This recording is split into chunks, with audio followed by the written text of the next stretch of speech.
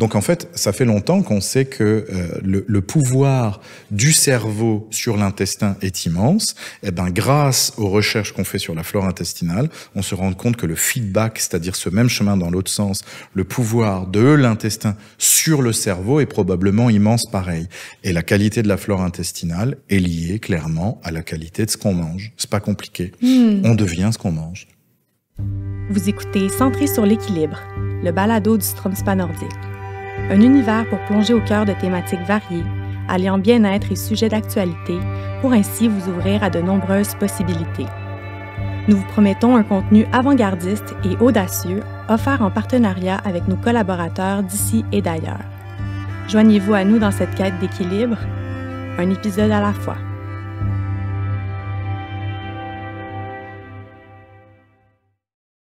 Bonjour Michaël, bonjour Jean-François. Michaël, gastro-entérologue à l'hôpital Charlemagne à Longueuil et Jean-François, agronome. Merci d'être avec nous aujourd'hui, d'avoir accepté l'invitation.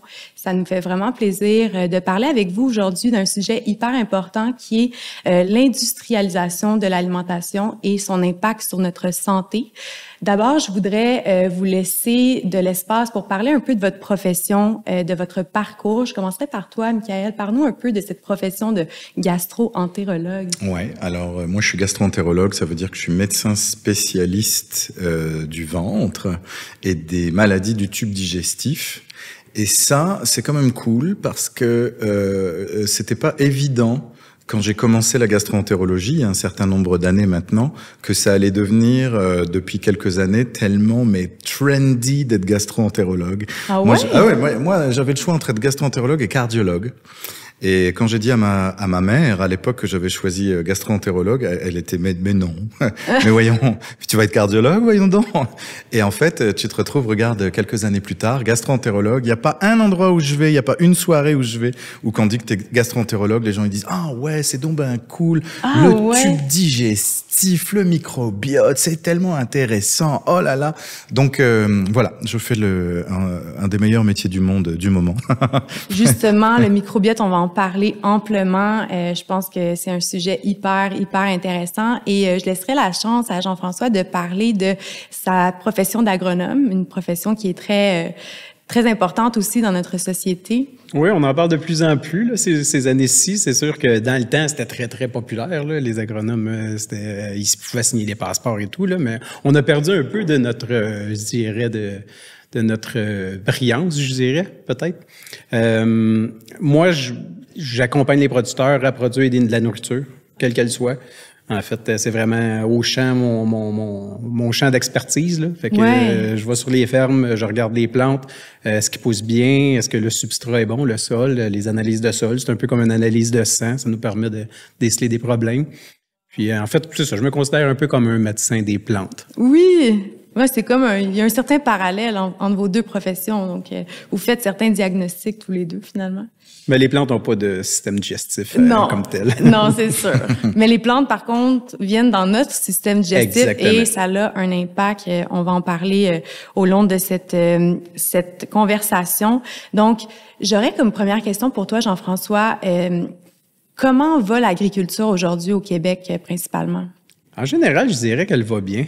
Je dirais qu'elle va bien. On a un très beau système, en fait, là, au niveau des quotas laitiers, exemple. Là, au niveau économique, ça va très bien. Au niveau de la productivité aussi, je dirais que ça va bien. Des problèmes au champ, il y en a, là, entre autres de la compaction, de l'érosion. Faut faire attention à quelques petites choses, mais en général, les producteurs québécois, je dirais, qui sont quand même assez performants, puis minutieux, puis ils font attention à l'environnement. Ouais, c'est vrai. Ben, je pense qu'on a de plus en plus cette conscience-là avec tous les enjeux environnementaux. T'en as un petit peu parlé dans l'introduction. Je serais quand même curieuse que tu développes là-dessus. Comment c'est perçu un agronome, tu sais, dans la société? Comment les gens t'abordent? Est-ce que tu disais que dans le temps, il y avait une certaine prestance? Parle-nous un peu de ça. Ben, dans le temps, tout le monde avait un agriculteur dans sa famille. Hein. Maintenant, des agriculteurs, il y en a de moins en moins. Puis en fait, je dirais que le 3/4 du temps, quand je dis que je suis agronome, les gens, ils savent pas c'est quoi que ça fait un agronome. C'est vrai? Oui. Ah ouais. Mais est-ce que agronome, c'est la même chose qu'un agriculteur ou c'est différent? Non, parce que l'agriculteur va travailler la terre, va être propriétaire d'une terre. C'est ça. L'agriculteur, il est propriétaire de la terre, il va cultiver la terre, puis nous, on l'accompagne dans sa production, en fait. OK, vous apportez une certaine expertise. Les consultants des fermiers, un peu. Exactement. OK. Moi, je travaille plus au niveau végétal, mais il y en a qui vont travailler en finance, il y en a qui vont travailler en animal, il y en a qui vont travailler, en ingénierie. Des ingénieurs agricoles pour les bâtiments, les fosses, etc. OK, génial. Il y a plusieurs types d'agronomes. Moi, ma spécialisation, c'est vraiment végétal. OK, parfait, je comprends bien. Et toi, Michael, par rapport à ta profession, ça ressemble à quoi une journée dans la peau d'un gastro-entérologue? Gastro-entérologue, c'est une de ces spécialités médicales qui couvre quand même beaucoup d'organes. Parce que je vous donne un exemple, le thorax, donc qui est au-dessus du diaphragme, du muscle diaphragme, c'est 2 spécialités. Là-dedans, il y a que 2 organes, globalement. Il y a les poumons et le cœur. C'est 2 spécialités. T'as les cardiologues et les pneumologues. Bon. Dans la cavité abdominale, sous le diaphragme, t'as le foie, le pancréas, le côlon, l'estomac, la rate, le petit intestin. Donc, c'est une spécialité qui est très vaste. Quand on est gastro-entérologue comme moi, on peut pas tout faire.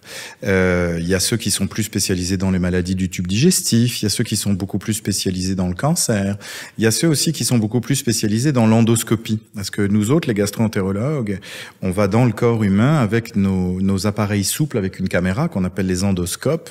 On va les regarder dans l'estomac, dans l'œsophage, ça c'est la gastroscopie. On va les regarder plus bas, dans le côlon, ça c'est les coloscopies. Et c'est comme ça qu'on arrive de plus en plus à diagnostiquer des maladies, à faire des traitements, des thérapeutiques par l'intérieur. Et évidemment, et c'est probablement de ça qu'on va parler tantôt, dans mon métier, et notamment dans les hôpitaux universitaires, quand on travaille dans un milieu universitaire, comme c'est le cas. Moi, mon hôpital, il est affilié à l'université de Sherbrooke. Il y a toute une partie de recherche sur les maladies, les médicaments, les traitements, etc., etc. Et dans le tube digestif, la recherche, c'est primordial pour tout ce qui concernera la prévention de l'apparition des maladies, que ce soit des maladies chroniques ou des maladies cancéreuses. Donc c'est très vaste. On peut pas tout faire, mais c'est aussi un champ qui est très important. Moi, l'hôpital dans lequel je travaille, c'est un hôpital qui est en Montérégie, où il y a donc une exposition à une population qui est extraordinairement dense, parce que les hôpitaux dans la périphérie, la grande banlieue de Montréal, c'est vraiment beaucoup de monde, beaucoup de maladies, beaucoup de patients, beaucoup de turnover dans nos lits, et puis comme on est un hôpital universitaire aussi, beaucoup de sujets de recherche et d'enseignement. D'ailleurs, ça m'amène à rebondir justement ces recherches et tout. En pré-entrevue, tu nous partageais que quand tu as commencé la profession, puis même tu l'as un peu dit là, au niveau du choix que tu avais fait, ta mère était comme « Ah, pourquoi? Oui. » Mais quand tu as commencé la profession, on était à des années-lumière de oui, absolument. Jean-François il disait qu'il y a quelques années, les agronomes, c'était le prestige. Oui. Bon, nous, les gastro-entérologues, quand même, vu où on travaille et dans quelle matière on travaille, oui. Le prestige n'était pas vraiment là, si tu veux, à côté de la cardiologie ou de la neurochirurgie. Mais il y a un mouvement des gens là qu'on peut pas nier, qui est un mouvement de prise de conscience de ce qui est important de manger, ce qui est important de boire et comment faire pour se garder en santé.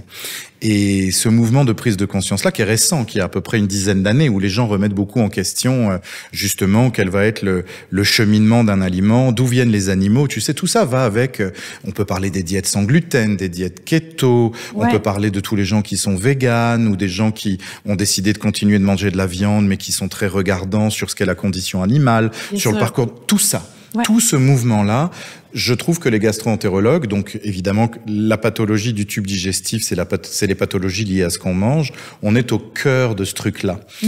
Moi, j'ai 46 ans, donc je suis ni un jeune gastro-entérologue, ni un vieux gastro-entérologue, je suis vraiment un in-between gastro-entérologue.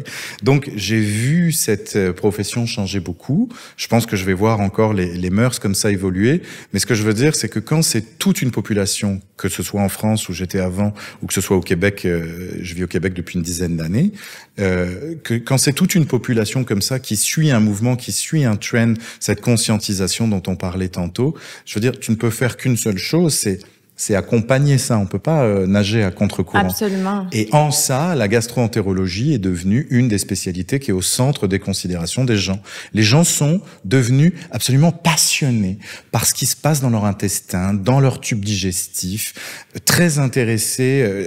Je dirais que quand j'étais jeune résident, par exemple, les gens, ils questionnaient pas tellement quand on leur donnait des médicaments, des traitements. Ils disaient, oui, docteur, bien docteur, aucun problème docteur, on va faire exactement qu'est-ce que vous voulez docteur. Maintenant, non. On donne des médicaments, ça va être OK, mais qu'est-ce que c'est que ce médicament? C'est quoi les effets secondaires? Je vais faire mes recherches. Ouais, là, Google. Avec la pandémie, on a réussi à convaincre plus que 90% des gens que c'était important de vacciner. Ouais. Mais je veux dire, c'est bien la première fois de l'histoire de l'humanité qu'il a fallu convaincre les gens de l'intérêt de la vaccination. Absolument. Vous disiez aux gens, il y a 20-30 ans, tu te vaccines, puis c'est ça qu'est ça. Les gens, ils disaient, bah oui, c'est le docteur, ils ont dit, il faut vacciner, fait qu'on va vacciner. Donc, je dis pas que c'est bien, je dis pas que c'est mauvais, je dis que c'est un trend. Ouais. C'est global, les gens prennent conscience de beaucoup de choses, à mon avis pour le meilleur. Et la gastro-entérologie, le tube digestif, la flore intestinale, le microbiote, c'est au centre de tout ça.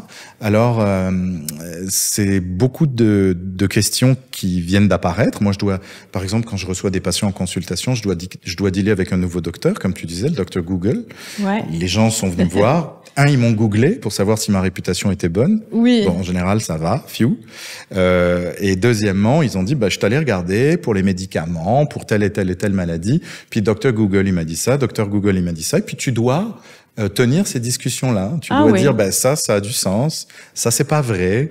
Donc on est de plus en plus challengé. C'est correct. C'est chronophage, mettons, mais c'est correct. Oui, absolument. Mais c'est sûr que c'est des nouveaux défis. Mais j'imagine qu'aussi, en agriculture, il y a des nouveaux défis qui apparaissent avec le temps. Je sais pas, ça fait combien de temps que tu exerces cette profession-là, mais elle a dû évoluer aussi parce que il me semble que jadis, on parlait beaucoup plus de monoculture, on parlait beaucoup plus d'industrialisation de l'alimentation. Et là, de plus en plus, on voit apparaître des techniques nouvelles, des plus petits producteurs qui veulent faire de la permaculture, tout ça. Est-ce que toi, Jean-François, tu pourrais nous parler un peu de l'évolution de l'agriculture que tu as vécue en partant dans ta carrière jusqu'à aujourd'hui? Ah, c'est sûr que ça a évolué énormément, là. Puis, tu sais, je le séparais en deux un petit peu. Tu sais, tout ce qui est fruits, légumes, là, il y a vraiment plus de petits producteurs qui vont faire des paniers bio, des paniers à la ferme, de la livraison à domicile, des kiosques sur le bord du chemin. Tu sais, on en voit beaucoup plus, là. Puis depuis 3-4 ans, là, c'est vraiment plus populaire. Par contre, tout ce qui est céréales, tu sais, maïs, soya, blé, tu sais, c'est des grandes superficies. Il y a beaucoup de concentration des fermes, les petits vendent, les gros achètent, puis de plus en plus grosses fermes. Fait que, tu sais, il y a comme un Y là qui vraiment s'en va vers l'industrialisation plus pour céréales oléagineux. Puis, tu sais, tout ce qui est fruits et légumes, là, tu vois vraiment apparaître plusieurs petits acteurs, je dirais, qui offrent une variété incroyable, puis diverses façons de faire aussi, là. Mais justement, est-ce que, là, je vois un lien là qu'on peut faire entre vos deux professions. Est-ce que le fait que le blé, en fait, je vais pas dire n'importe quoi, le blé est à l'origine du problème de gluten? Ou est-ce que c'est parce que ça s'industrialise que... Oui, là, c'est une grosse partiellement. question. Là, je suis content parce que Jean-François pourra me dire si je dis des niaiseries ou pas, mais bon, j'ai travaillé mon sujet quand même. Je vous dirais que il y a une quarantaine d'années, un champ de blé, c'était une 10, 20, trentaine de races de blé différents. Et donc, il dit des races de blé différents, dit que tu as des qualités de gluten différents. Alors, ce qu'il faut bien comprendre pour les gens, c'est que le gluten, c'est un terme générique pour parler des protéines qu'il y a sur la coque de certaines céréales, dont le grain de blé, et qui, lorsque ça va être travaillé en farine, va permettre de donner aux préparations comme les gâteaux ou le pain une certaine élasticité. Si le pain y est aéré comme on aime ça, c'est grâce au gluten. Bon, c'est cette propriété-là qu'on va chercher.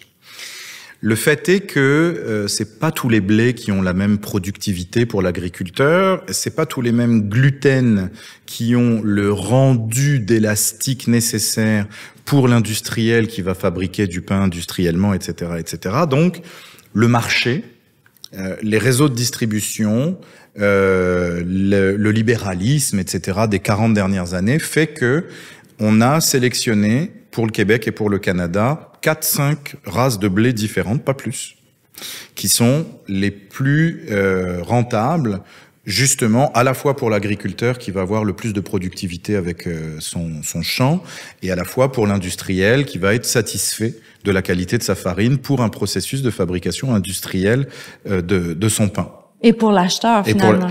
Alors, en bout de ligne, pour l'acheteur. Maintenant, quel problème ça pose? C'est que ceci a été fait dans un souci éventuel de rentabilité, mais pas forcément pour la santé. Ça n'a pas été fait pour être toxique, entendons-nous, mais ça n'a pas été fait pour la santé. Et les gluten qui ont été retenus et les blés qui finalement sont ceux qu'on utilise maintenant sont, et de loin, pas les gluten qui sont les plus digestes. Okay. Absolument pas. Okay. Ce sont ceux qui sont les plus élastiques, qui ont le plus grand potentiel d'élastique, mais ce ne sont pas ceux qui sont les plus digestes. Bilan des courses. On se retrouve en 2022 avec une population canadienne qui est intolérante au gluten à environ 8 à 10%. Intolérante au gluten. Intolérante au gluten, ça veut dire a de la difficulté à manger du gluten. Ça fait des ballonnements, ça fait des troubles digestifs. Ceci est peut-être un chiffre un peu exagéré dans le sens où il y a beaucoup de gens qui ont un intestin irritable et qui ont du mal à digérer le gluten également. Ces gens-là, on leur recommande des diètes FODMAPs. Je rentre pas là-dedans, c'est hors sujet, mais disons, dans la diète FODMAPs, on recommande d'enlever le gluten. Et il y a 1 à 2% des gens qui ont ce qu'on appelle la maladie cœliaque. Donc ça, c'est pas une intolérance au gluten, c'est une authentique maladie auto-immune qui est déclenchée au niveau de l'intestin par l'ingestion de gluten et qui va finir par maganer l'intestin, donner des troubles assez sévères, de l'anémie, des carences nutritionnelles, et ultimement, c'est une maladie qui peut cancériser. Donc là, on est dans une question de vie ou de mort. Bon, il y a beaucoup plus de cœliaques qu'avant. Il y a beaucoup plus d'intolérants au gluten qu'avant. La seule explication plausible à tout ça, c'est justement l'industrialisation du cycle du blé. Que ça va donc de l'industrialisation du champ de blé des agriculteurs qui doivent utiliser des superficies de plus en plus importantes, des races de blé de plus en plus résistantes, etc., pour avoir une productivité comme du monde, et de tout le processus d'industrialisation. Parce que là, qu'est-ce qu'on va obtenir en bout de ligne? On va obtenir tout ce qui est possible et imaginable en termes de pain, qui irait d'un bout de la chaîne, je dirais, à du pain tranché qu'on va trouver dans nos supermarchés et qui n'a plus grand-chose à voir avec du pain. Il faut quand même que les auditeurs le sachent. Ce pain-là, sur ses qualités nutritionnelles, c'est de la scrap, mais pas à peu près.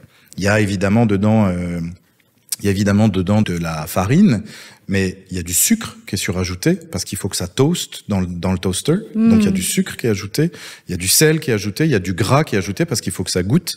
Si le processus industriel ne rajoutait pas du gras, ces pains tranchés ne goûteraient rien parce que ça ne goûterait rien du tout. Et à l'autre bout, on a encore le pain au levain qui est fait par son boulanger qui en général, lui, travaille avec des agriculteurs plus petits, etc., qui va choisir ses farines, qui fait des cocktails de farine, etc. Donc encore une fois, pour le consommateur, en bout de ligne, tout est disponible et tout est possible. Mais est-ce que le rapport du consommateur au gluten et au blé a changé ces dernières décennies? Moi, ma constatation de médecin et de l'histoire de la médecine que je viens de faire un peu longue, oh que oui. Ma réponse est oh que oui. Voilà. Mais j'ai une question pour Jean-François pour rebondir sur tout ce que, Michaël, tu viens de nous parler. Est-ce que cette tendance à vouloir industrialiser ces cultures-là, c'est pour répondre à un désir de souveraineté alimentaire, dans le sens où on veut comme de plus en plus subvenir, ou est-ce que c'est parce que la population grandit puis il faut nourrir encore plus de bouches? Est-ce que c'est que le Québec veut plus produire pour être plus autonome? Est-ce qu'il y a une raison à ça? Bien, premièrement, je vais revenir juste sur qu'est-ce qu'on a parlé au niveau du gluten. Le gluten, c'est pas compliqué, là, toute la famille des poacées, des graminées, entre autres, dans le fond. En fait, est composé de 2 protéines. Donc, peu importe la sorte de blé, le gluten est le même. En fait, le gluten est là pour que la semence germe. C'est vraiment fait pour que la semence germe pour la descendance, finalement, du blé, là. OK. Fait que c'est un composé qui est là pour aider le petit plantule de blé à se développer. OK. Puis, c'est sûr qu'il y a des comme l'épeautre en contient beaucoup plus. Il y a certaines céréales qui en contiennent moins. Puis, il y a certains types de blé qui en contiennent plus ou moins, mais le gluten reste le même. Peu importe la variété, peu importe le type de graminée, du gluten, c'est composé de 2 protéines, puis c'est la même. OK. Au niveau des types de blé, on a beaucoup plus que 5-6, ça c'est certain. Puis, on a des blés type forts pour vraiment plus la farine ou les pains plats, puis on a des types plus au niveau des pâtisseries, du blé mou, du blé tendre, du blé roux, du blé, on en a, écoute, il y en a au moins 50 en vente au Québec, ça c'est certain. C'est vrai? Des types de blé, oui. Ouais. Wow.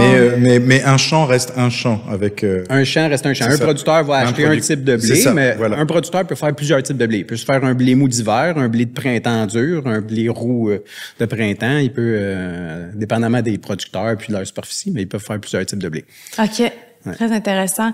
Puis pour en revenir à cette question, ça serait quoi comme la raison, tu sais, pourquoi on fait encore ce type d'agriculture-là? Je sais que c'est incontournable, mais... Oui, ben les céréales, c'est ça. Les céréales, ça prend des bonnes superficies, c'est certain. Là. Tu sais, mettons que tu te fais un jardin. Tu sais, plante-toi des tomates, des piments, des fèves. Tu sais, t'es capable de subvenir à tes besoins, d'en manger tout l'été ou presque, puis il n'y a pas de problème. Plante du blé sur ton terrain, puis essaie de te faire un pain. Tu vas voir que ça va te prendre une grande superficie pour pouvoir faire ton pain. Puis tu vas te faire un pain seulement. Il faut que tu mous ta farine. Puis c'est ça qui fait que l'extensivité devient nécessaire à la rentabilité. OK. Puis après ça, je veux dire, ça, c'est ce que je crois, mais tu me corriges si je me trompe, mais plus la culture prend de l'espace dans un champ, de l'espace physique, plus il y a de risques de perdre le contrôle. Fait que c'est pour ça qu'on est encore dans les pesticides, dans les herbicides, les insecticides, parce que effectivement c'est plus dur à contrôler qu'un petit plant de tomate qu'on aurait dans notre jardin ou dans une plus petite superficie. Est-ce que ça fait du sens? Oui, ça fait du sens. Puis tu es obligé de revenir un petit peu avec la même culture, tu sais, aux 2-3 ans. Là. Tandis que, tu sais, les petits maraîchers, ils vont mettre les tomates là, ils ont des haricots, des patates, tu sais, fait qu'ils sont capables de faire des rotations sur plusieurs années. Là. OK. Ça, c'est certain. Fait que c'est pas juste une question qu'on a besoin d'en produire. En fait, c'est une question qu'on a besoin d'en produire plus parce que évidemment, ça prend plus de plants pour arriver à nos fins. Mais c'est pas juste parce que tu sais, c'est pas une décision qui est complètement déconnectée du désir d'apporter aux gens des aliments sains là. Absolument pas. C'est ça. Absolument pas. Je pense pas que ça en fait des aliments qui sont pas sains. OK. Intéressant. Ça c'est mon point de vue. Malgré qu'il y ait comme des pesticides, tout ça. Intéressant. Est-ce que on veut rebondir? Est-ce que... Alors, ce qu'on constate dans la littérature médicale, c'est que il y a beaucoup plus de maladies dans nos pays. Donc, quand je dis nos pays, c'est les pays de l'hémisphère nord, aux États-Unis, le Canada, c'est vrai aussi en Europe. Il y a beaucoup plus de maladies que dans des pays moins développés, mettons de l'hémisphère sud. Bon. C'est d'autant plus vrai en gastro-entérologie. Je donne l'exemple des maladies inflammatoires de l'intestin, maladie de Crohn, colite ulcéreuse. Nous sommes le pays au monde où il y a le plus de colite ulcéreuse par personne du monde, de la Terre, du monde. Bon. Et ce qu'on sait également, et ça la littérature médicale nous le dit, c'est que quand on prend des populations issues d'autres pays et d'autres génétiques, et qu'on implante ces populations par immigration dans nos pays, ils se retrouvent à avoir le même nombre de maladies que des gens qui sont nés sur la terre du Canada. Ce qui veut donc dire qu'il y a, à l'évidence, des problèmes environnementaux dans nos pays qui sont générateurs de maladies. Bon, maintenant qu'on a dit ça, je saurai quels sont ces problèmes environnementaux, je vous le dirai, ça me ferait plaisir. On les trouve au fur et à mesure de l'avancée des sciences, mais pour l'instant, on n'en a pas. Après, on peut aussi raisonner avec le gros bon sens. Quelle est la différence entre un pays industrialisé comme le nôtre, qui peut donner ce genre de maladie, et des pays qui sont moins industrialisés? Ce sont les polluants, donc que ce soit les polluants atmosphériques, les polluants qu'il y a dans l'eau, et donc par définition qui se retrouvent dans le sol, et c'est l'industrialisation du processus d'ultra-transformation des aliments. La vraie différence. Donc ça part pas des champs, ça part de ce qu'on en fait. La vraie différence entre Montréal et Bamako, pour résumer, c'est que à Montréal, les gens vont manger 80% des choses qu'ils vont acheter, des produits transformés à l'épicerie. Ultra transformés, alors que donc voilà. Donc moi je suis entièrement d'accord avec Jean-François qu'un blé qui pousse, c'est un blé qui pousse. Une plante, c'est une plante. Après, la question, c'est qu'est-ce que va en faire l'industriel entre le moment où il va travailler ce blé, d'accord, et ça va arriver dans notre intestin. Il faut comprendre que tous les aliments qui vont sortir de la terre vont être transformés. Nous autres, quand on fait la cuisine, on transforme les aliments. On le cuit, on l'assaisonne, on l'hydrate, on le sèche, whatever. On va le transformer. L'ultra-transformation, c'est encore autre chose. C'est le processus industriel qui va le transformer à l'aide de composés chimiques qui sont en général des conservateurs, des agents de saveur ou des exhausteurs de goût. Des sucres rapides? Name it. L'hydrogénation des produits. Et texture, ouais. Et ça, malheureusement, quand on commence à mettre une palanquée de produits chimiques à l'intérieur de quelque chose qu'on mange, on peut plus tellement prédire quels effets ça va avoir sur le corps. Donc, c'est certain que le problème est pas tant la manière dont poussent les produits. Je suis d'accord qu'on peut tout à fait questionner sur les pesticides et évidemment et à quel point ça va se retrouver. Il y a plein d'études qui disent qu'on retrouve des pesticides dans les cheveux, dans les poils, dans les urines. I know. Et on n'a pas encore fait forcément de lien avec certains. Si le Roundup, ça devient compliqué de défendre du Roundup quand même, par exemple, comme pesticide. Mais disons, on n'a pas fait tous ces liens-là. Mais par contre, encore une fois, dans ce qu'est l'industrie agroalimentaire, il y a l'agro, mais il y a l'alimentaire, donc il va y avoir tout ce processus-là de transformation. Je crois pouvoir dire que les gens qui vont acheter leurs légumes chez un maraîcher, qui vont acheter leur viande chez un boucher, qui vont acheter leur poisson dans une poissonnerie, ils vont pas en avoir des problèmes de santé. Parce qu'il y aura pas de processus d'ultra-transformation. D'accord ? Il y aura que des phénomènes de transformation, c'est-à-dire de la cuisson.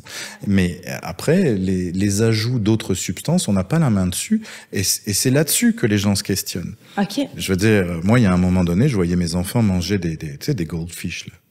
Oh mon Dieu, j'en mange. Je me suis dit, attends, je vais quand même regarder 2 secondes ce qu'il y a là-dedans. J'ai retourné le paquet. Le problème, c'est pas le blé. Regarde. Le problème, c'est pas qu'il y a du gluten dans le goldfish, là. Ouais. C'est tout le reste. Tu comprends? C'est vrai? Mais ouais, il y a rien de naturel, en fait. C'est-à-dire, à part le blé, tout le reste, c'est des tubes à essai, c'est du... Mais c'est fait pour être bon. T'as pas à te sentir coupable. C'est-à-dire, c'est travailler pour que ce soit bon, pour que ça goûte le fromage, que ça goûte le sucre, que ça goûte le gras, ça goûte le sel. C'est-à-dire stimuler toutes ces hormones, tes neurotransmetteurs de plaisir, ta sérotonine dans ton cerveau pour te dire « I need my goldfish right now ». Ouais. Tu comprends? C'est fait pour... mais après, quand tu regardes ce que ça compte comme quelles sont les qualités nutritionnelles de ce truc-là, tu peux pas être d'accord avec ça. Et c'est pareil, comme je disais tantôt sur le pain tranché, quand tu regardes une tranche de pain surindustrialisé comme ça, ce que ça apporte comme aliment et puis ce que ça compte comme calories, ça n'a pas rapport. Donc, les gens de plus en plus se questionnent là-dessus. Je pense que, voilà, en tout cas, ils ont bien raison et c'est pas moi qui dirais le contraire. Mais je suis entièrement d'accord avec Jean-François. Le problème n'est pas tant le produit sorti de la terre. Le problème, il va être sur tous les intermédiaires qu'il va y avoir entre le produit et notre tube digestif. Donc, ici, on pourrait retenir que l'important, c'est de prendre des aliments qui sont le plus naturels, du moins qui ont une provenance directe d'une ressource naturelle, plutôt que d'encourager des trucs qui ont été transformés, qui ont plus la forme initiale. Manger des fruits et des légumes, tu sais, c'est simple. Là. Tu sais, on en parlait en début d'entrevue, manger bien, bouger, tu sais, mais fruits et légumes, on le sait, tu sais, je veux dire, même s'il y a des traces de pesticides, le fait de manger des fruits et légumes va être bénéfique à ta santé, bien plus que de pas en manger. Absolument. Puis la diversité aussi de l'alimentation. Mais les gens, c'est simple, hein, les gens, il y a une bible un peu qui est gratuite et qui est accessible pour tout le monde. Les gens n'ont qu'à aller voir le guide alimentaire canadien, qui est extraordinairement bien fait. Qui a été changé. Qui a été changé il y a 2 ou 3 ans, ouais. qui a été supervisé par plein de médecins, scientifiques, chimistes, agronomes, diététiciens, etc. Et en fait, le guide alimentaire canadien, ce qu'il y a de recommandé là-dedans, c'est parfait. Il recommande des protéines, il recommande des protéines animales, il recommande des protéines alternatives aux protéines animales, des protéines végétales, des féculents, des produits laitiers, mais peut-être un peu moins que ce qu'on disait avant, une alimentation variée, et évidemment qu'on recommande là-dedans non seulement quelque chose de varié, mais quelque chose qui a du sens dans l'époque qu'on vit, c'est-à-dire d'essayer de manger local le plus possible, parce que c'est pareil, ça n'a aucun sens. Est-ce que vous savez qu'on achète au Canada Canada des haricots verts congelés qui poussent en Chine. Mais je veux dire, on est rendu... Mais ça a-tu du sens de manger des haricots verts qui poussent en Chine? Comprenez-vous? Alors qu'on peut en faire Non, mais alors qu'on peut en avoir chez Matin. On en fait. Oui, mais pas on en fait des bons. Ben, pas suffisamment ou pas au bon prix et pour l'épicier. Ah, voilà. C'est tout une question de prix aussi. Puis les gens, il faut qu'ils se rendent compte quand ils font leur épicerie, d'où que ça vient, premièrement. Puis être prêt à payer un petit peu plus cher pour des produits locaux, là, moi, je suis complètement pour ça. Puis je les lis, les étiquettes, puis je m'informe. Puis je parlais de ça l'autre fois à mes enfants. Puis nous autres, on aime les dill pickles, les cornichons à la nette. Là. On est capable de faire des cornichons au Québec, là, au Canada. Là. Il n'y a aucune... En tout cas, dans mes épiceries où je vais, là, j'en fais 3-4, il n'y a aucun produit du Canada disponible. Par rapport aux pickles. C'est des cocombes de l'Inde. Ouais. De l'Inde, puis probablement arrosés avec des pesticides qu'ici, on n'a même pas le droit d'utiliser, là, du DDT, des produits qui sont interdits. Alors que tu vois, par exemple, on dit... En fait, les gens, ils ont souvent peur de cuisiner, tu vois. Alors ça, par exemple, c'est un excellent exemple. Les gens, ils ont peur de cuisiner. Alors qu'en fait, c'est comme tout. Quand tu t'y mets, cuisiner, là, ça prend quoi? Je veux dire, couper un légume, sacrer ça dans une poêle, faire une protéine à côté, ça prend 10-15 minutes, même quand on a des enfants. Je veux dire, c'est un moment qu'on devrait réintroduire dans notre vie, parce que c'est aussi ça, c'est les vies de fous, c'est avoir des horaires de travail par rapport. C'est aussi beaucoup ça qui a forcé les gens à acheter des plats qui sont déjà cuisinés, déjà faits. Mais si on arrivait à réintroduire le fait de cuisiner dans notre vie et dans notre rythme de vie, ça changerait tout. Je rebondis ça parce que je pensais qu'on me disait des pickles. Je veux dire, quand tu cuisines 2 secondes, là, c'est tellement con à faire des pickles. Ah ouais? Mais c'est tellement con. Tout le monde pourrait s'en faire. Mais c'est comme une sorte de... Des cornichons que tu mets dans le vinaigre, puis dans une solution de... Ah non, mais tu peux faire des pickles de tout. C'est un tiers. Un tiers d'eau, un tiers de vinaigre blanc et un tiers de sucre. Tu fais cuire ça, tu jettes dedans ton légume, tu fermes le bocal, tu fermes le pot maçon. Voilà, t'as fait des pickles. Mais est-ce que c'est de la fermentation des pickles? Non, c'est comme une marinade. Non, c'est une marinade. C'est une marinade. Ouais, c'est ça. Ou tu le fais dans du sel, c'est de la saumure. C'est ce que faisaient nos grands-parents. Je veux dire, c'est là qu'on revient. On a perdu ces connaissances. Alors que c'est vraiment rien à faire. Mais pourquoi? Mais c'est juste parce qu'on sait plus le faire, parce qu'on n'a plus été élevé comme ça.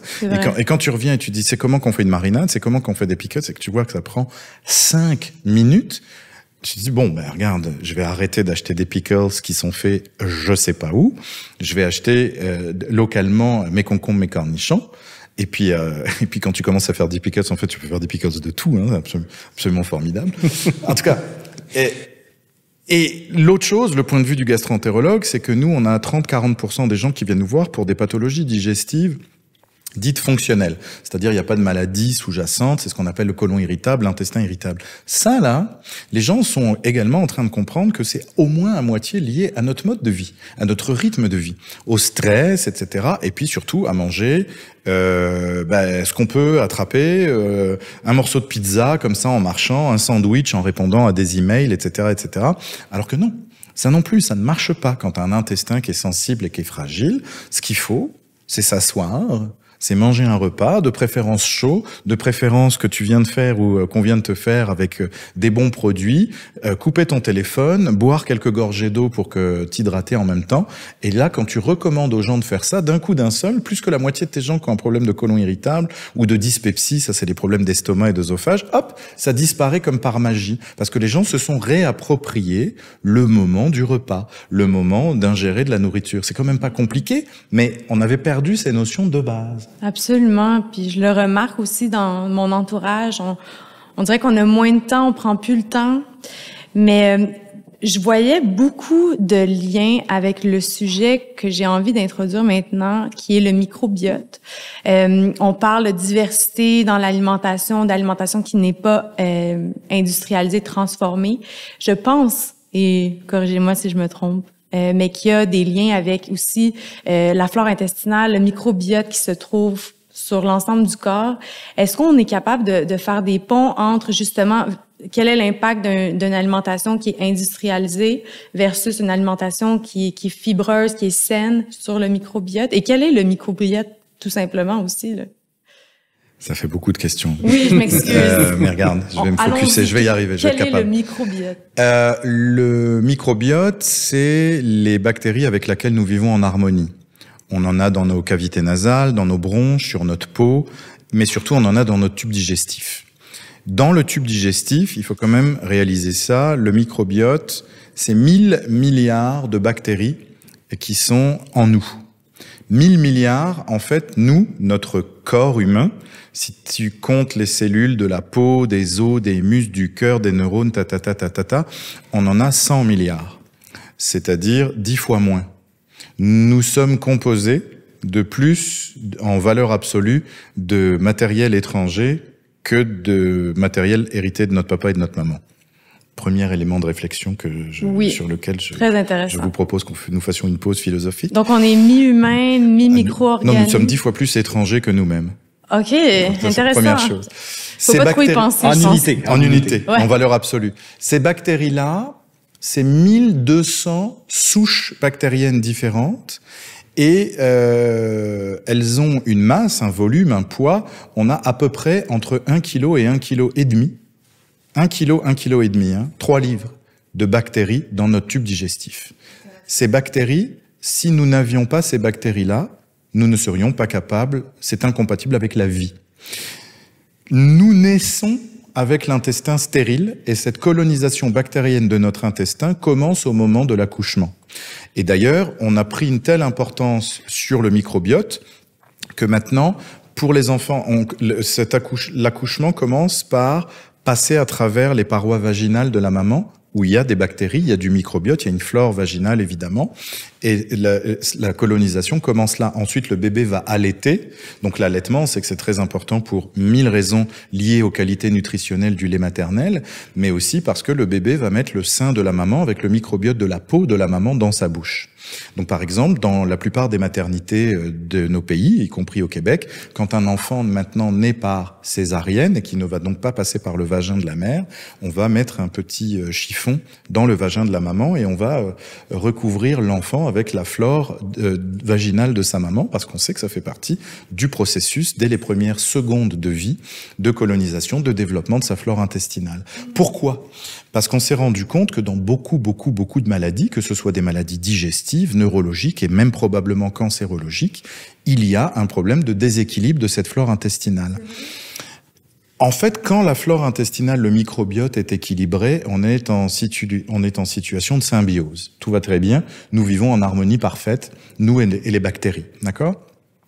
Quand les bactéries vont être déséquilibrées, c'est-à-dire que sur les 1200 souches bactériennes, il va y avoir des bactéries moins gentilles que d'autres qui vont devenir dominantes et qui vont un peu remporter des batailles à l'intérieur de notre intestin sur des bactéries moins nocives ou même plus bénéfiques pour notre santé. Ce déséquilibre-là, on appelle ça une dysbiose. Et la dysbiose, elle est présente chez les gens qui ont des maladies de l'intestin, elle est présente chez les gens qui ont de l'obésité, elle est présente chez les gens qui ont du diabète, et on s'est rendu compte que la dysbiose était présente chez les gens qui avaient une alimentation dite trop grasse, trop riche, trop lipidique, trop calorique, trop transformée. En fait, nous devenons, du point de vue de la flore intestinale et du microbiote, nous devenons ce que nous mangeons.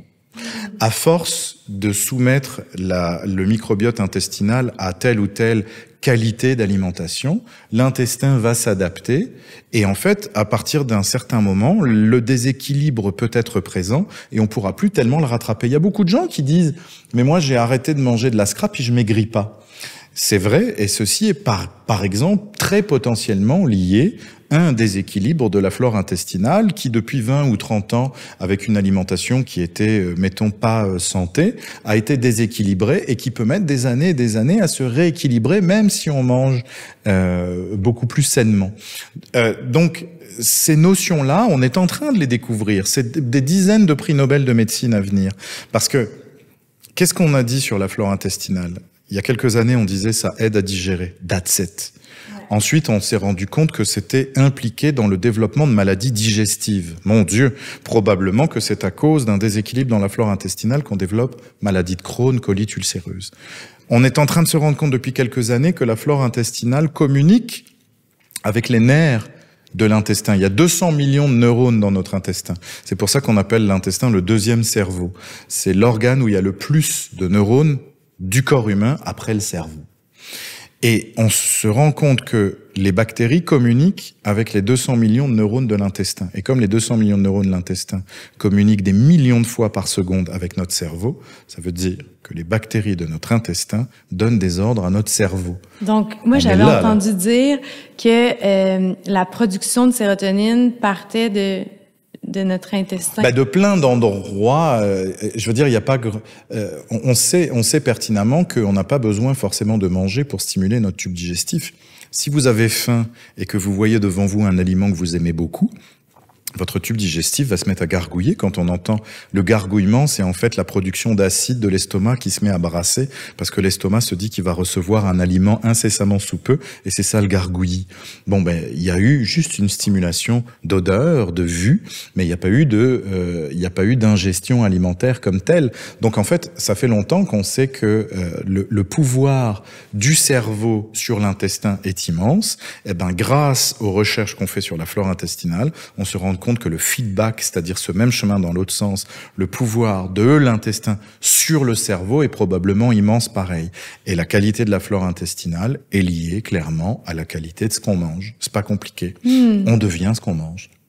Tellement intéressant. Mais moi, j'ai une petite question au niveau de crâne puis colite ulcéreuse. Je pensais qu'il y avait une partie génétique là-dedans. Ah oui, non, évidemment. Mais il y a une partie génétique, mais dans notre microbiote aussi, il y a une partie génétique. Alors, il y a un truc extraordinaire avec le microbiote, c'est qu'il est génétiquement prédisposé. C'est-à-dire qu'en fait, avec toutes les cellules de surface de notre intestin qui vont plus ou moins adhérer à telle ou telle bactérie, en fait, chaque personne dans le monde a un microbiote différent. On peut identifier quelqu'un grâce à son microbiote de manière plus certaine encore que par ses empreintes digitales ou par les empreintes de ses iris des yeux. Ouais. Le microbiote est extrêmement unique à chaque personne génétiquement codée. Ça, on le sait parce qu'on change selon l'alimentation. Alors, on a essayé, oui, mais il change selon l'alimentation, évidemment, oui, parce qu'il y a les facteurs intrinsèques et il y a les facteurs extrinsèques. Donc, il va y avoir comment il est codifié et il va y avoir tous les facteurs extrinsèques qui vont le modifier. Mais par exemple, quand on a fait des recherches sur la colite ulcéreuse, on s'est dit, regarde, maintenant qu'on sait que le microbiote est déséquilibré dans la colite ulcéreuse, mettons, on va faire de la transplantation fécale. Donc pour ceux qui n'ont jamais entendu parler, la transplantation fécale est une méthode où en fait, avec des antibiotiques très puissants, on va décaper l'intestin de toutes les bactéries qui sont dedans. Donc mettons qu'on va rendre l'intestin stérile-ish et on va prendre des cellules, maintenant c'est des pilules lyophilisées, c'est plus propre. Je vous passe comment ça se faisait avant, mais maintenant c'est propre. Donc il y a beaucoup de laboratoires qui ont réussi à faire des pilules qui contiennent une flore intestinale dite normale. Et on s'est dit, on va ingérer quelques-unes de ces bactéries vont coloniser l'intestin qui a été décapé par les antibiotiques, et donc la personne va se retrouver avec un côlon, avec une flore intestinale normale. C'était extraordinairement prometteur parce qu'il y a eu plein d'études avec quelques dizaines de patients, des études de phase 2, donc avant que ce soit complètement validé, où les patients, leur colite, elle disparaissait. Fini. Guéri. On s'est dit, OK, c'est fini, on a guéri la colite ulcéreuse, c'est le miracle. Et en fait, quelques mois ou quelques années après, les gens retombaient malades. Et quand on allait prélever leur microbiote intestinal, il était redevenu ce qu'il était avant la maladie. Ça voulait dire que leur flore intestinale, et y compris les déséquilibres qui avaient été créés dans leur flore intestinale, étaient génétiquement codifiés. Et que même si tu allais changer artificiellement ce microbiote, au bout d'un moment, il redevenait celui qu'il était supposé parce que c'était génétiquement. Même s'il avait changé son alimentation. Même s'il avait changé son alimentation. Mais est-ce que, là, sachant cela, est-ce qu'il y a des moyens de travailler notre flore intestinale de manière permanente, de sorte qu'on puisse se libérer de certaines problématiques? Nourrir sa flore intestinale, c'est très simple. C'est très simple. C'est manger de manière diversifiée. Je veux dire, je ne veux insulter personne sur telle ou telle personne qui suit telle ou telle diète, mais nous sommes des mammifères omnivores, c'est-à-dire que nous sommes supposés de manger des produits végétaux, des produits animaux. Alors après, on peut très bien remplacer les protéines de manière nutritionnelle, mais nous sommes supposés d'être omnivores. Et quand on a une alimentation équilibrée, diverse, variée, encore une fois comme elle est recommandée dans le guide alimentaire canadien, c'est merveilleux. La flore intestinale sera équilibrée, balancée et merveilleuse. Mais on peut aussi la nourrir en lui donnant des produits vivants à manger. Ça, c'est tous les produits qui sont fermentés. Ouais. Alors, dans toutes les civilisations, il existe des produits fermentés. Les Coréens mangent du kimchi depuis la nuit des temps. On boit du kombucha, on boit du lait fermenté, de la choucroute, etc. Dans toutes les cultures, il y a des produits fermentés. Et ben ça, par exemple, pour la flore intestinale, c'est merveilleux. Et les yogos. On produit énormément de soya au Québec pour le Japon pour faire du miso. Oui. Ouais. Le miso, c'est vivant. Soya type natto, c'est vraiment des petits soya. Puis c'est tout exporté au Japon pour faire du miso, puis c'est fermenté. Super intéressant, mais effectivement, la fermentation, ça a des pouvoirs. J'ai lu un livre qui s'appelait Wild Fermentation. Oui. Puis très, très, très intéressant. C'est fou. L'auteur de ce livre-là, à la base, est atteint de la maladie du sida. Puis à l'aide de la fermentation, il a réussi à justement entretenir sa santé comme personne ne l'a fait jusqu'à aujourd'hui avec cette condition-là. Est-ce qu'il y a un lien entre une flore intestinale qui est diversifiée, qui est bien équilibrée, qui est en symbiose, et un système immunitaire qui se combat? Absolument.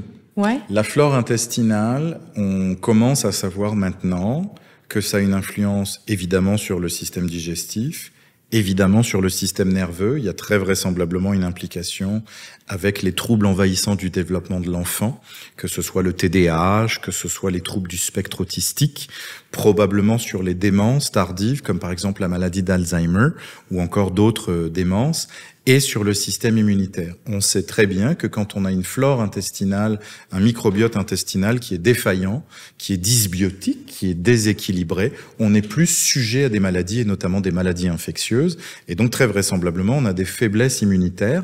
Et ces faiblesses immunitaires pourraient même être la cause de l'apparition de certains cancers.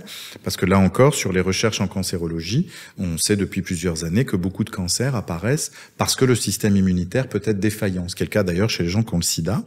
Le sida étant la phase terminale de la séropositivité au VIH.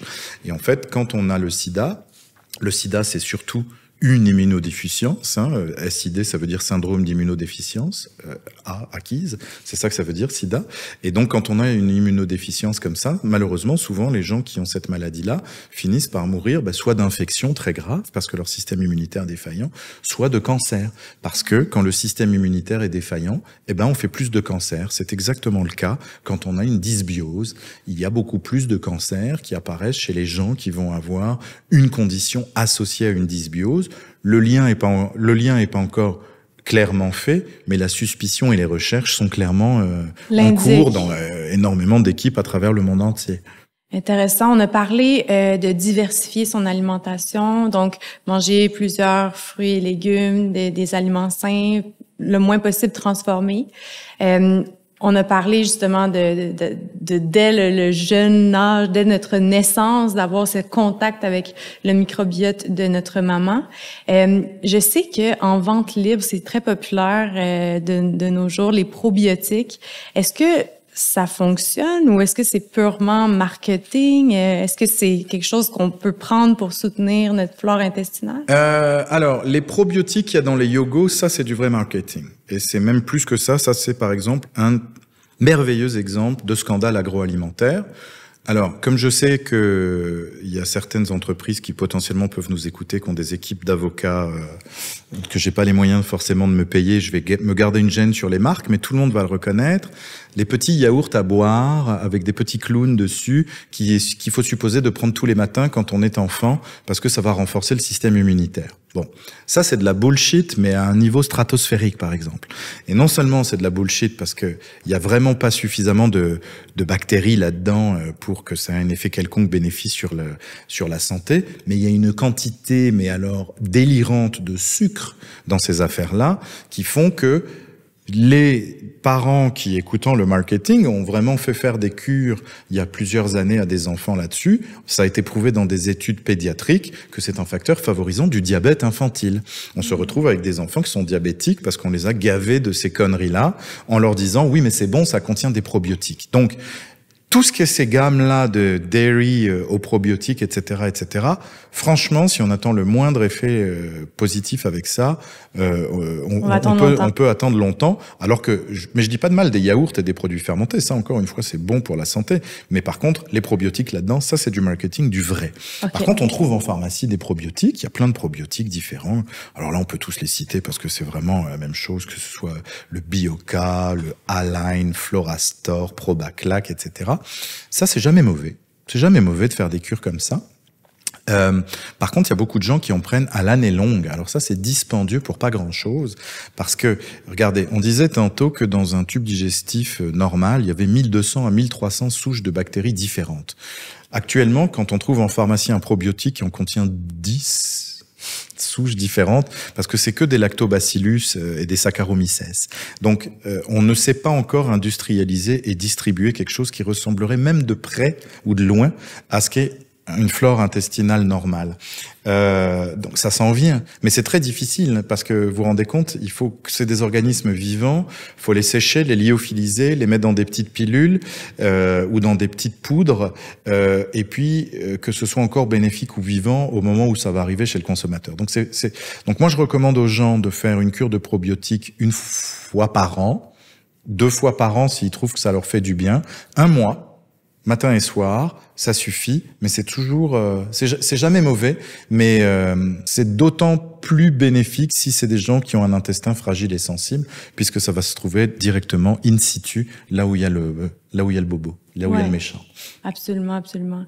C'est tellement intéressant. Est-ce que tu as quelque chose... En fait, je me demandais si les agriculteurs... Ça, c'est une question qui m'est traversée l'esprit parce qu'on a parlé de fermentation, puis je trouve ça hyper intéressant, justement, tout ce qui se retrouve dans ces produits-là, tout ce qui est créé par l'interaction entre le sucre, l'eau, le thé. Mais est-ce que tu remarques que parmi les maraîchers, les plus petits producteurs, il y en a qui se lancent dans ces pratiques-là de fermenter avec leur culture, d'offrir des produits transformés? C'est sûr que les gars de vigne, puis les gars d'orge de brasserie, puis les gars de pommes pour cidrerie, là, mais sinon, non, pas nécessairement. Pas nécessairement, OK. Non, c'est sûr qu'il y a de la transformation à la ferme. Là. Souvent, ils vont avoir des kiosques qui vont faire des tartes, ils vont faire, attends, le fumier, c'est hautement vivant, c'est hautement fermenté. Le fumier, c'est hautement fermenté, c'est ça, certain. C'est de la vie, ça, c'est de la vraie. Le compost. Ouais, le compost, du thé de compost, en fait, c'est un processus qui est fermenté, qu'on commence à voir les effets bénéfiques. Ça, c'est de la vie, ça. Pour les gens qui se rendent compte qu'ils font du compost, par exemple, tu te rends compte, ça, c'est de la vie, hein, là-dedans, je veux dire. Non, on mange pas ça, là. Le compost, non, mais je veux dire, on le met directement sur les plantes qu'on veut faire. Puis par la suite, la plante, est-ce que la plante bénéficie de ce dans quoi elle pousse, par exemple? Oui, absolument. Mais oui, c'est certain. OK. Ouais. Fait que si on mange une plante qui a poussé dans un sol qui était plein de micro-organismes... Cassandra. Il suffit dans la vie, une fois, de manger une tomate qui a poussé dans une serre en Espagne et de manger une tomate qui a poussé dans un champ avec un plant de tomate, et on comprend immédiatement ce que la qualité de la terre et la qualité du traitement au cours du cycle du légume, enfin, je dis c'est un fruit, la tomate, je m'excuse, en tout cas, on aura compris ce que ça fait. Je veux dire, on peut très bien faire pousser quelque chose sous serre avec des produits chimiques, le minimum d'eau, le minimum d'ensoleillement, etc. Mais au niveau de la qualité nutritive et gustative, ça goûtera jamais la même chose que quelque chose qui aura bénéficié de produits naturels, d'un accompagnement, d'un ensoleillement naturel, etc., etc. Absolument. Bon, on le remarque beaucoup dans ce qu'on trouve aussi sur... C'est mère nature, c'est comme ça. Ouais. Les fraises de la Californie versus les fraises du Québec, ça a rapport avec tout ça, mais je me demandais si précisément quand ça pousse dans des micro-organismes, si nous, on l'ingère... Il y en a partout des micro-organismes dans le sol aussi, là, tu sais, je veux dire, puis c'est un indicateur de la santé du sol. Je veux dire, c'est rendu qu'on va faire pas juste une analyse, tu sais, azote, phosphore, potasse, tu sais, les éléments nutritifs, mais on peut avoir des indices de qualité de vie de sol. Oui. OK. Sauf donc, si je combien m'abuse. de micro-organismes par microgramme ou par Tu me diras si j'ai tort, mais c'est pour ça aussi qu'on fait des jachères, etc. C'est pour que le sol reste vivant. C'est parce que si un sol est mort, il est mort. C'est ça. Ben, le sol est vraiment jamais mort, là, mais c'est certain que oui, les rotations vont aider, oui, les apports de fumier vont aider, les apports de matière organique. Maintenir de la vie, quoi. Maintenir la vie, exactement. Ouais. Garder un sol aéré, en santé. Tu sais, on a des gros problèmes de compaction à cause de la machinerie est rendue tellement grosse, puis que les gars, ils en ont tellement grand qu'ils vont aller récolter dans des conditions qui sont pas bonnes. Puis là, ça compacte le sol. Là, il y a l'eau passe plus, l'air passe plus. Puis ça, c'est un gros problème en agriculture présentement. OK. Ouais. Est-ce que c'est une des raisons pourquoi le sol vient qu'à s'appauvrir? Parce qu'il est plus en contact il est pas pauvre, mais s'il n'y a plus de micro-organismes, les racines ne peuvent pas le traverser. Je veux dire, en fait, c'est la structure de sol. Oui, donc ça va pas faire des légumes qui vont pousser puis qui vont... Absolument tout est interconnecté. Non, ça fera pas des légumes aucun heureux. végétal heureux, aucune culture absolument. heureuse, là, en fait. Là, c'est ça. C'est comme la base. Et j'aimerais qu'on revienne, on a parlé du microbiote puis de ce marketing, là, finalement, autour des petits, je ne nommerai pas quoi, mais des petits yogourts. On a parlé de sucre. Et si je me trompe pas, le sucre rapide est ce qui alimente les mauvaises bactéries? Non, ou pas est-ce forcément. que Le sucre, là, depuis tantôt, on est en train de parler, tu sais, c'est la base de la vie, hein, c'est le cycle de Krebs. La fabrication de l'énergie, etc. Pour nos auditeurs qui se rappellent leur cours de chimie. L'ATP. Hein, c'est l'ATP, l'ADP, vous vous rappelez tout ça? Bon. Moi, je m'en rappelle pas. Bon, le sucre, c'est ce qui va donner de l'énergie pour tout ça. Je veux dire, il en faut du sucre. Alors après, est-ce que le sucre plus raffiné va être moins mauvais ou meilleur que d'autres sucres, etc. C'est pas si simple que ça. Ça se passe pas au niveau moléculaire, au niveau chimique. Ça va plutôt se passer au niveau de l'organisme. J'ai pas de problème moi avec le sucre raffiné. Ça va toujours être une question de dosage et de quantité. Ce que va en bout de ligne voir l'intestin, ça va être la molécule qui va réussir à couper et puis de l'énergie qui va réussir à en faire. Mais encore une fois, là où on peut avoir des problèmes, c'est tout ce qui va être les sucres artificiels avec tous les édulcorants qui vont dedans.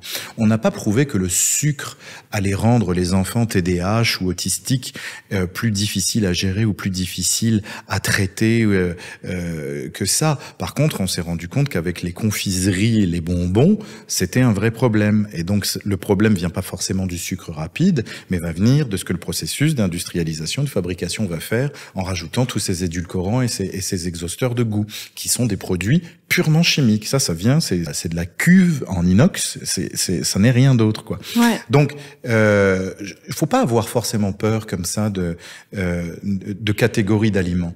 Tout va à chaque fois être une question de dosage. Poison dans la dose. Voilà, c'est juste ça. C'est juste une question de dosage et de comment dirais-je, l'utilisation qu'on va en faire. Il y a pas de mauvais aliments. J'en connais pas. Un aliment que nous donne la terre, mère nature, que ce soit végétal, animal, etc. Il n'y a pas de mauvais aliments. Les super aliments, c'est aussi de la foutaise marketing. Il n'y a pas de super aliments. Il n'y a pas de super aliments. Il y a une diversité d'aliments. D'accord? Quand on dit le kale, oui, c'est bien du kale, il faut en manger du kale. Mais c'est bon du brocoli aussi. C'est bon du brocoli, c'est bon de la laitue, c'est bon des carottes, c'est bon des légumineuses, c'est très très bon des légumineuses. Ouais. Les gens qui disent oui, mais moi j'ai arrêté la viande, je mange des légumineuses. Je suis désolé, mais un bon steak d'éleveur, une côtelette de porc dont tu sais d'où le cochon y a été élevé, un poulet qui est pas élevé en batterie, mais qui est un poulet qui a couru, il a vécu sa vie de poulet. C'est extraordinairement correct pour le corps, mais ça veut pas dire que je mange de la viande à 3 fois par jour. Ça veut pas dire que je mange du poulet à tous les repas. Ouais. Ça veut dire que de temps en temps, je me mange une légumineuse à la place et c'est bien correct et ma flore intestinale me dit merci. C'est ça que ça veut dire. Un gros problème de marketing alimentaire. Absolument. Tu sais, les Beyond Meat, des choses comme ça. Je veux pas nommer personne, mais je veux dire, oui, c'est super bon les légumineuses, là, puis tout le monde devrait en manger, puis on est des très gros producteurs de légumineuses puis de pulses au Canada, là, puis on les exporte toutes parce qu'il y a personne qui mange ça. Mais c'est une source de protéines qui utilise beaucoup moins d'eau, beaucoup moins d'espace, puis beaucoup moins que la viande comme telle. C'est ça, parce que c'est durable. Puis, exact. Mais faut y penser à ça, parce que tu sais, quand on commence à penser à qu'est-ce qui est durable et qu'est-ce qui est écologiquement raisonnable, mon Dieu, est-ce que tu me diras aussi, Jean-François, si je dis des niaiseries, mais est-ce que vous savez combien de quantité d'eau il faut pour faire un épi de maïs, les amis? Non. C'est parce que je crois que 70% de l'eau qui est consommée au Canada est consommée pour l'agriculture. Oui, mais la production animale en grosse partie. Ouais, ça, c'est sûr. Alors, évidemment, quand on raisonne comme ça, moi je dirais, le raisonnement le plus logique pour le consommateur, c'est d'essayer, pour être durable et pour être vivre dans son époque, c'est d'essayer au moins d'être locavore. Si on arrive à manger des aliments déjà qui n'ont pas pris l'avion, tu comprends? Ouais, qui n'ont pas voyagé partout, qui n'ont pas été transformés 1000 fois, parce que la transformation c'est ça, aussi... Là, parce que et puis l'aliment qui vient de loin, il doit être transformé pour le transport. Comprenez? Ouais. Quand vous commencez à vous intéresser à comment sont traitées les bananes qui doivent venir de je sais pas où. Les avocats. Ça donne pas envie. On peut pas en produire ici, par contre. Ouais. C'est pas ça, c'est comme plus quelque compliqué. chose. Si on veut répondre à la j'avoue, diversité. c'est exact. Ouais. Je veux dire, un autre exemple, je nommerai pas la chaîne, là, mais mettons le bœuf nourri à l'herbe. Là. C'est pas du bœuf canadien, en fait. Ouais. Ils vont chercher aux États-Unis, mais le monde, il annonce avec le bœuf qui bouffe dans le pré de l'herbe, mais finalement, il est pas local. Ouais. Ben non. Et aux États, mettons, s'il vient en train. Ouais. Exact. Mais c'est quand même des ressources. Ils ont quand même fait passer la route bière pour du sucre de canne naturel. Là, tu te dis, tabarnouche, le marketing il est vraiment important. Ça peut être très fort. C'est pour ça que c'est important d'éduquer les gens, puis d'avoir des gens comme vous qui sont experts, qui peuvent partager leurs connaissances. En fait, c'est beau qu'aujourd'hui, on ait accès à autant de connaissances. D'un côté, ça peut nous mélanger parce que des fois, il y a des sources qui sont pas toujours fiables, mais quand on se fie aux gens qui ont des études, qui travaillent dans le domaine, qui évoluent au fur et à mesure que l'information sort, que les recherches se font. Absolument. On arrive à s'outiller puis à faire des choix plus éclairés en tant que consommateur. Donc, de ce que je retire de cette conversation, c'est que il faut diversifier notre alimentation. Oui. Donc, on peut parler là, de s'assurer d'avoir plusieurs choses dans nos assiettes par semaine. Oui. Ensuite, il faut s'assurer de manger le plus localement possible, le moins transformé possible. Ça, c'est pas scientifique, c'est plus civique, mais... Il y a un enjeu d'environnement. Puis il y a un enjeu d'environnement, de transport, puis les normes canadiennes sont extra strictes. Ah ouais, hein? Qu'est-ce qu'on importe? Les autres, ils peuvent la faire pousser comme qu'ils veulent. Je veux dire, on a des homologations, on a beaucoup de produits qu'on peut pas utiliser, on a des normes au niveau du bien-être animal, de la façon qu'on traite les employés de ferme et tout, les travailleurs, puis en fait... ça rentre dans plein d'enjeux. Fait que c'est vraiment plus éthique, je dirais, Absolument. que... Mais c'est ça, pour entretenir ce microbiote, pour avoir une santé intestinale avec toute l'industrialisation de la nourriture, on peut quand même se fier aux outils que vous nous avez donnés dans cette conversation-là pour faire des choix éclairés, faire des choix qui vont nous aider à maintenir une santé viable. Puis La prévention primaire. Ouais. Intervenir avant que la maladie n'arrive. Absolument. On devrait tellement encourager davantage.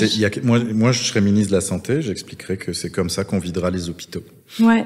C'est pas compliqué. Bouger, bien manger. C'est en maintenant les gens en santé. Oui, absolument. Puis ça part de nos habitudes de vie. Oui. Mais je vous remercie infiniment. Moi, je taxerais les sodas à un niveau stratosphérique et tout l'argent que je ferais avec ça, je le reverserais aux agriculteurs québécois. J'ai commencé mon programme politique. Mais il y a pas quelque chose... C'est pas compliqué. Moi, je mettrais la bouteille de Coca à $15. Et tout le reste, je donnerais ça aux agriculteurs.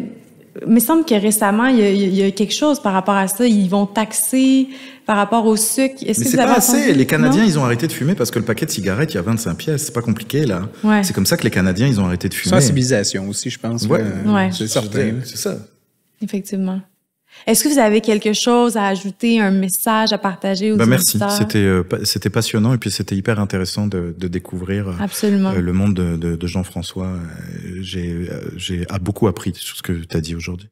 Moi aussi, absolument. Ça a brisé certains préjugés que j'avais aussi par rapport à l'agriculture, de comprendre justement que ça n'a pas nécessairement un impact, de par ton expertise, ça n'a pas nécessairement un impact, puis il y a des raisons pourquoi on décide de cultiver d'une certaine manière ou d'une autre.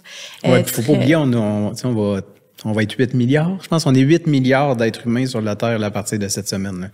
Fait qu'il faut nourrir ce monde-là, on n'a pas le choix. Là, ça, c'est certain. Absolument. Puis il y a de moins en moins de terres agricoles. Puis avec les changements climatiques, c'est plus difficile. Il y a des espaces qu'on pourra plus cultiver. Fait que c'est ça, puis on doit construire des habitations parce qu'on est de plus en plus. Fait que moins de place pour l'agriculture, plus de place pour se loger, des changements climatiques. Bref, on compose avec plein de choses qui font en sorte que on doit faire des choix. On a des gros défis dans les prochaines décennies, c'est certain. Effectivement. On n'en parlera pas, ça va nous décourager. Merci en tout cas. Merci beaucoup. Merci. C'est ce qui conclut l'épisode d'aujourd'hui. On espère que vous avez apprécié la discussion. Si le contenu vous a plu, on vous invite à partager l'épisode et à laisser un avis sur la plateforme de votre choix. Vous pouvez également nous suivre sur nos réseaux sociaux et sur notre site internet au stromspa.com. En vous abonnant à notre infolette, soyez certain de ne rien manquer. Merci pour votre précieuse écoute et au plaisir de vous retrouver lors du prochain épisode. À bientôt!